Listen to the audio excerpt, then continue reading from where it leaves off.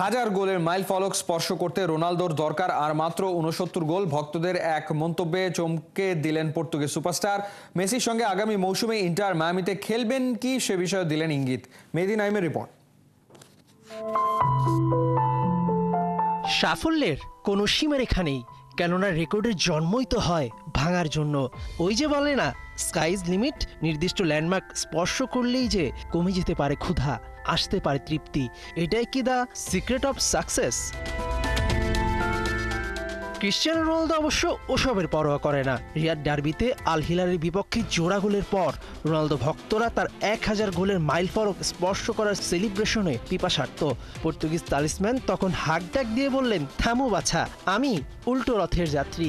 সাফ জানিয়ে দিলেন ১০০০ গোল হওয়া না হয় কিচ্ছু যায় আসে না। তাহলে CR7 এর পরিকল্পনাটা কি? বাঁচো, জীবনটাকে উপভোগ করো। আমি এটাই করতে চাই। প্রতিটি গোলের মুহূর্ত উপভোগ করছি। ১০০০ গোলের মাইল ফলক আমাকে তাড়া করে না। হলে হলো, না হলে নাই। বরং আল নাসর জিতলে, ভালো করলেই আমি বেশি আনন্দিত হব। রোনালদোর মোট গোল সংখ্যা এখন ৯৩১। চলতি মৌসুমে তার গোল সংখ্যা ৩০। যে গতিতে রান ছুটছেন তাতে ১০০০ গোল করতে তার আরও লাগবে ২ মৌসুম। এই সময়টায় তিনি আল নাসরই মনোযোগ দিতে চান। সৌদি ক্লাবটি এই মুহূর্তে আছে টেবিলের ৩-এ। লিগ টেবিলের শীর্ষে ওঠা সহ ক্লাবকে জেতাতে চান একাধিক ট্রফি। তাই ইন্টার মায়ামিতে মেসির সঙ্গে খেলার গুঞ্জনটা আপাতত সত্যি হচ্ছে না। লিগ জিতে এখনও আমাদের হাতে বেশ কিছু ম্যাচ আছে। আমি সেখানেই মনোযোগ দিতে চাই। আপাতত আল নাসর ছেড়ে যাবার কোনো পরিকল্পনা নেই। ক্লাব আমাকে যেমন অনেক দিয়েছে, আমিও দিতে চাই।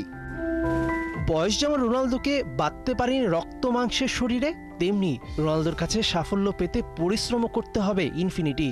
মানুষ পারে না এমন কিছু আছে নাকি? মেহেদী নাইম, ৭১।